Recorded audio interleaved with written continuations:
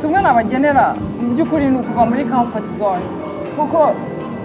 ibintu byose biravuna, success iravuna. Iyo wiryamiye ugashaka kujya muri office ugafata uwo mushahara ugataha, uzakomeza nyine wibonera umushahara nta kirengaho. Rero kugira ngo ugire ikintu kinini ugeraho cyawe ni ukubyuka kabisa ukagira umwete ugakora, kuko business ni risk. Nanjye ntangira ibintu byinshi natangiye ni risk, ari byamfanye nkavuga si ibintu biheke burundu muri iki, ariko nkavuga ntabwo nshobora kubireka, kugira ngerageze. Ugashaka amafaranga akaba yashya nta kintu wungutse, ariko iyo ukomeje ugashaka umwete ni kuri Imana nayireba imbaraga umuntu aba yashizemo ikavuga ati reka uyu mwana mufashe. Ukabona ibintu bigeze aho birungutse, ubonye abakiriya, ubonye amafaranga menshi, ariko gukomeza wemvestisa mu bintu ushaka kugeraho, ntuyangize cyangwa ngo ushake guhita umugosa ako kanya, bifata igihe. Nanjye maze muri business imyaka hafi 12 ariko success nangiye kuyibona ejo bundi. So ni ibintu rero bisaba guhozaho ukavunika. Icyo natanga urugero nk'ibyo abantu benshi banziho ni nk'iduka, amaduka y'imyenda nafunguye. Amaduka y'imyenda hari ibintu by'ama-objet d'art, ama-association n'ifite y'abantu bakora ubukorikori mbafasha. By'ukuri navuga ko inyungu, kuvuga kabisa mfite inyungu, nanjye nagenda nkafata amafaranga nkajyamo cyangwa nkaguramo akamodoka, ibyanwaye igihe kinini. Kuvuga ngo n'inyungu yose ubonye usanga atanu ubwo yose uvuga ugomba kuyisubizamo kugira ngo business igere ahantu igera. Kuba comfortable rero ukavuga inyungu noneho ndi kubona mu business ndi gukora, ushobora gufata nkihemba amafaranga agaragara. Bitwara igihe pe, ntabwo navuga ngo uratangira umwaka umwe ibiri ngo nk'iyi business nanjye arahura ndatangira gukuramo amafaranga ufata indege ingenzi. Twagiye kuba ikaze inshuti z'akadasohoka za Sky TV show, aho nizera ko namwe mumeze neza kandi ko buri kimwe cyose kiri kugenda neza. Aho uyu munsi tugiye kugaruka mu update yacu. Uyu munsi ngakaba ari umunsi navuga ngo hari wa girlfriend, tugiye kuba twakora ano makuru yacu. Uyu munsi akaba ari amakuru agiye kuba yagaruka mu showbiz cyangwa se muri showbiz nyarwanda, ndetse no mu yandi makuru arimo aragenda avugwa hirya no hino, ariko cyane muri showbiz. Rero uyu munsi turi tariki ya 1 z'ukwa munani, uyu munsi ngabantu ngo bafite ngaba girlfriend ngo kabisa uyu munsi ngo bagomba kuba babagenera impano babageneye uyu munsi, ngo nimba cyangwa se wowe udafite girlfriend nakagombye kuba byibuze uyu munsi nakamubonye ku buryo nawe ugomba kuwagira icyo umugenera kuri uwo munsi, kubera ko uyu munsi ngo wahariwe ngo girlfriend, ngo akaba ariyo mpamvu ngo bahaye ngo titre ya girlfriend days, aho ngo uyu munsi ngo bagomba kuba bakishima ngo makupure, ariko cyane ngo mwebwe wa girlfriend mukaba mugomba kuba mwagira icyo ngo mugenera aba girlfriend banyu kuri uwo munsi, kubera ko ngo umunsi ngo mwiza ngo w'isabukuru yabo, cyangwa se ngo umunsi navuga ngo ukubiye cyangwa se urenze. So rero ngo umunsi washyizweho ngo ngarukamwaka, aho ngo bari umunsi ngo ugomba kuba wagira icyo ugenera umukunzi wawe, ariko cyane uw'umukobwa. Rero akaba ari ikintu navuga ngo abantu benshi cyane barimo baracelebrate cyangwa se barimo barapangira kuri uwo munsi. Akaba ari umunsi navuga ngo wowe musheni cyangwa se wowe unkurikiye, nimba uzi ko ufite girlfriend, nakagushishikarije kuba byibuze uyu munsi waza kuba wagira icyo umugenera, ukamubwira ni wambereye mu girlfriend mwiza, kandi ndetse ufite purpose nziza kandi ndi kugenda mbibona, ukagira icyo umubwira kuri uno munsi. So rero katwihute cyane turebe ku update yacu agiye atandukanye tugiye kuba twavugaho kuri uno munsi. Tugiye kuba twareba kuri ano makuru arimo aravugwa mu bintu bigiye bitandukanye, abari amakuru bitangazamakuru byinshi cyane biba byagiye bisora, ariko akaba ari amakuru ya showbiz tugiye kwinjiramo kugira ngo tumenye uburyo biba byifashe hirya no hino hano muri showbiz. Rero ari amakuru arimo aravugwa kuri Diamond na Zuchu, ndetse akaba ari amakuru arimo nanone aravugwa ku bapolisi bashyinguye umupolisi mugenzi wabo, bikaza kurangira muri abo ngabo barimo barashyingura umwe muri bo nawe yitabye Imana. Rero tuza kuba twamenye se bundi byagenze ute, cyangwa se urwo rupfu rwe rwahise ruturuka he mu gihe barimo barashyingura mugenzi wabo wundi. Rero ni amakuru menshi tugiye kuba twanyuramo, ariko katube turanditseho gatoya, ubundi tugaruke n'amakuru yacu y'uyu munsi kugira ngo tumenye ibirimo biravugwa hirya no hino.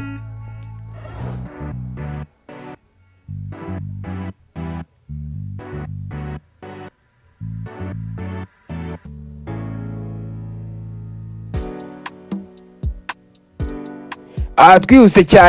cyane ka turebe kuri ano makuru arimo aravugwa yuko nyuma yo y'ifungurwa rya PDD akaba ari amakuru navuga ngo yasohotse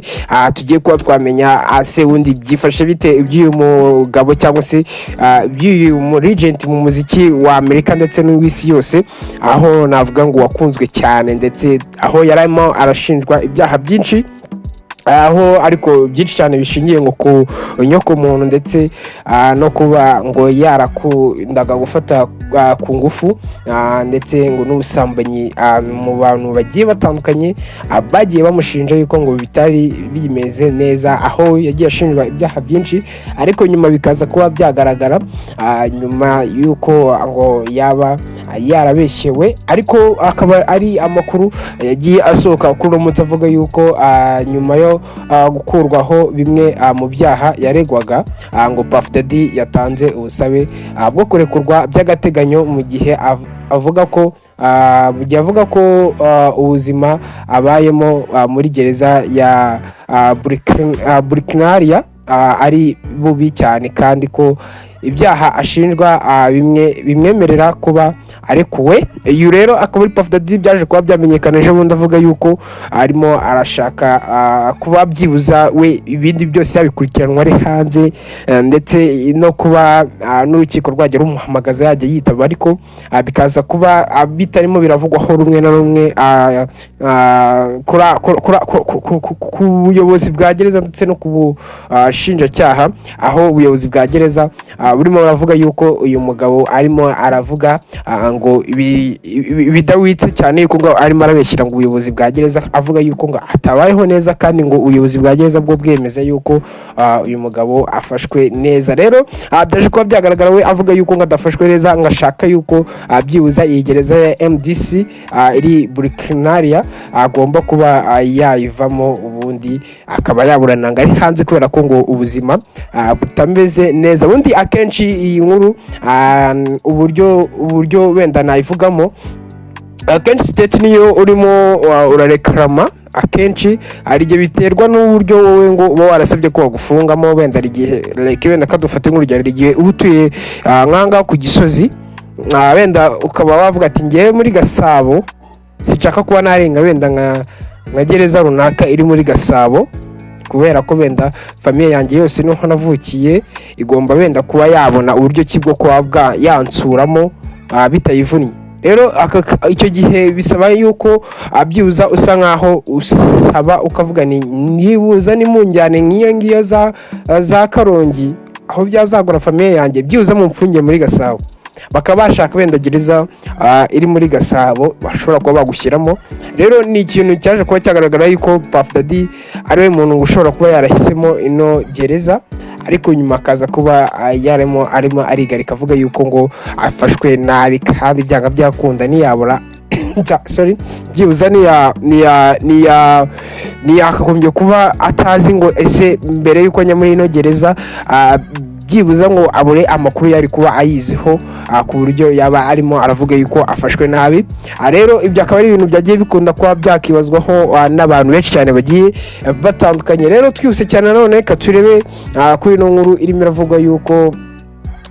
mu bapolisi bo muri Kenya hari umwe wapfuye mu gihe barimo barashyingura mugenzi wabo. Rero muri Kenya abapolisi bari mu muhango wo gushyingura mugenzi wabo, umwe muri bo yagize ibyago agwa mu mva. Ni nyuma yuko haje kuba hagaragara amavideo n'amafoto menshi aba bapolisi barimo barashyingura mugenzi wabo, aho rero byaje kuba byagaragara yuko ngo haje kuba hagira undi mupolisi uhaburira ubuzima ubwo bari barimo baramanura imva yiwe y'uwo mupolisi, ndetse bakaza kuba bakangana bakavuga ni ibi bintu bishobora kuba harimo ikindi kintu kibyihishe inyuma. Rero ni nyuma yuko haje kuba haza kuba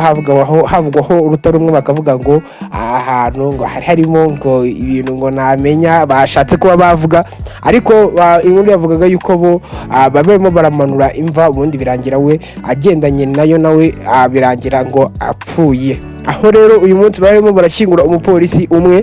byaje kuba byarangira habaye ahubwo abapolisi babiri, undi yaje kuba yapfira aho ngaho. Rero ni inkuru y'akabaro, ni inkuru yagiye idatangaza na benshi cyane, birumvikana bakava se ni gute dushobora kuba twagiye gushyingura umuntu umwe like mu gihe noneho we turi kuramushyingura n'undi akahita agenda amukurikiye kandi yari muzima, ahubwo ari ukubera uwo mwaka. Ese ngo ni ibintu byagiye bihurirana cyangwa ngo hari ikindi kintu ngo cyaba cyabikoze muri ubwo buryo? So rero ni inkuru navuga ngo yagiye itangaza benshi cyane. Rero indi nkuru twavugaho ni iriya nkuru ya Diamond ndetse na Zuchu, aho byaje kuba byagaragara yuko aba bombi ngo harimo akantu ndetse harimo ngo ukuntu ngo barimo bararebanamo, nyuma yuko ngo Zuchu arimo aravuga yuko ngo byanga byakunda ngo Diamond Platnumz ngo ntago yaba anyurwa n'umugore umwe, cyangwa se ngo iyo adahari Zuchu ngo Diamond ngo aba ari guca inyuma Zuchu. Rero ni muri vuga yuko Diamond Platnumz ku munsi w'ejo nimugoroba ubwo yari tariki ubwo yari 30 yari tariki 30 ku munsi ari nimugoroba, donc noneho biza kuba hagera inkuru hanze ivuga yuko Diamond, ndetse aho biza kuba byanagaragara no mu video Diamond ari kuvugana na Zuchu video call, ubundi bikaza kuba byagaragara ko Zuchu nawe yaje kuba yatangaza nyuma avuga yuko ngo iyo akunze kuba yahamagara Diamond video call batari kumwe, ngo abarimo arabona izindi missed call z'abandi bakobwa ngo bagiye batandukanye, ndetse ngo anakeka yuko bashobora kuba bari mu nzu imwe, cyane yuko ngo inzu ya Diamond ni inzu nini, bitaba byoroshye ko bava mu cyumba runaka ukajya kureba umuntu mu kindi cyumba. Aho ngo navuga ngo benshi cyane bagiye bakunda kwibaza se nabo bamunga ni aba bakobwa Diamond baba bari kumuhamagara, ngo noneho ngo yanakwikiza na ruku ya Diamond, ngo yanareba n'utundi tuntu twinshi, ariko abenshi bagiye bavuga ati byanga byakunda wowe ibyo ngibyo uri kuvuga ni bimwe byo kuba wenda wafuhira uwo ukunda, ariko na ishingiro bifite, cyane ko ngo kuba abandi bakobwa bamuhamagara ngo nta kosa ryaba birimo. Rero Zuchu nari kubyikozwa, ari kuvuga ni byanga byakunda nimba mbasha kuba namuhamagara tutari kumwe, najya kubona abandi bakobwa barimo baramuhamagariramo, namubaza ubusobanuro bw'abo bakobwa ngo akarya indimi, ngo nicyerekana yuko abyibuza abarimo aranca inyuma. Rero abo ngabo bombi bafite ngo ubukwe, ndetse naho navuga ngo na step za mbere z'ubukwe barazikoze, ahubwo hasigaje kuba basezerana noneho biri official. Rero navuga ni aba bombi bafitanye ubukwe, ndetse aho ejo bundi hagaragaye n'amavideo bari muri studio bishimye cyane, aho barimo barashimangira cyangwa se barimo barashyira amashusho yabo hanze avuga yuko byibuza bari confirm hagati yabo, aho na Diamond nawe yakunze kuba yabitangaza cyangwa se nkuko ajya kunda kuba proud ya Zuchu, ndetse akavuga yuko ari we mugore we. Rero nka Zuchu nawe akavuga yuko Diamond ari we mugore we, aho navuga ngo bose aho ngaho ho hari confirm ivuga yuko ejo cyangwa se ejo bundi bagomba kuba bashyingiranwa. Rero naho hakunze kuba ako gasaga Zuchu arimo aravuga yuko byanga byakunda Diamond yaba amuca inyuma, ndetse ngo byanga byakunda ko Diamond atanyurwa na Zuchu, ahubwo ngo yaba afite n'izindi nshoreke. Rero Zuchu ngo ni ibintu atakiri neza, nyuma yuko haje kwagaragara n'iyo video birimo cyangwa se ubona ko ku maso ye atari ibintu yakiriye neza, cyangwa se atari ibintu yishimiye ko yaganira na Diamond. Yamubaza abakobwa barimo baravugana, abundi akaba yadidimanga, cyangwa se nawe ukabona yuko ari kurya iminwa, yabuze icyo amusubiza, ahubwo ngo akagerageza kuba yashaka uburyo ki amujijishamo, ahundi akava kuri iyo topic amubwira yuko ngo yakunze ngo isheni ngo Diamond yambaye ngiki mu bintu rero nk'ibyo. Se rero nizo update turi for right now, izindi update nakagaruka mu kanya. Kanizere ko we mukunda Sky TV show umeze neza, kandi ko udawemo kunkurikira, navuga ni wowe dufite wadanje, cyangwa se niwe muntu w'ingirakamaro dufite nawe. Se rero komeza streaming Sky TV show, ubundi unashishikariza n'abantu kuba byibuza bajya baza ahanga bakareba ama update tuba tubafitiye umunsi ku wundi, cyane ko ari mwebwe dukorera umunsi ku wundi. Rero bashimire mwebwe twabanye mu kiganiro cyacu cy'uyu munsi. Ngiye turi kumwe Sky mwenyewe, it's your Papito Patrick Makanontigirika Scope Pistol, it's your back and sharp Bobby Pagan boy. anadishina valide ku it's your show poet DJ Sky Misimu izindi update nakagaruka ciao ciao. Amakuru yacu rero navuga ni tugiye guhera kuri aya ngaya ya Keti Bashabe, aho navuga ngo Keti Bashabe byaje kuba byagaragara avuga yuko ngo burya kugira ngo ugire icyo ugeraho cyangwa se kugira ngo icyo ukore ikintu kibe haba success cyangwa se kiba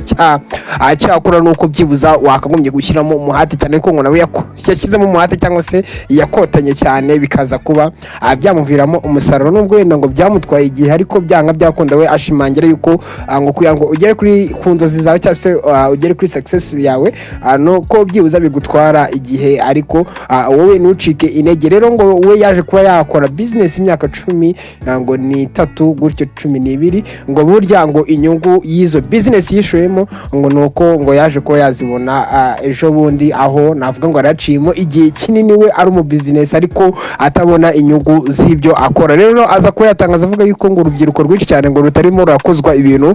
byo kuba rwakora cyane, ahubwo ngo rushaka kuba rwarya makeya kandi rwo rukaba rwasohora navuga ngo cyangwa se urubyiruko rukinjiza amafaranga makeya ariko rwo rugasohora amafaranga menshi. Rero we aza kuba yavuga yuko burya ngo kugira ngo ugire icyo ugeraho nuko bisaba kuba utaba uri umuntu uri focused ku kazi kamwe, nigo yaje kuba yakumbikana mu mvugo ye avuga yuko ushobora kuba wakora ako kazi ko muri biro ariko kakaguhemba amafaranga akaba ari ngaho yonyine, ariko utatekereza kuba wakagura uburyo ki winjizamo cyangwa se uburyo ki ubonamo amafaranga. Rero ngo agira inama urubyiruko kuba rwakora cyane ndetse rukaba rwakontana n'urucike intege mu byo rurimo rurakora. Rero uwo akaba ari Keti Bashabe.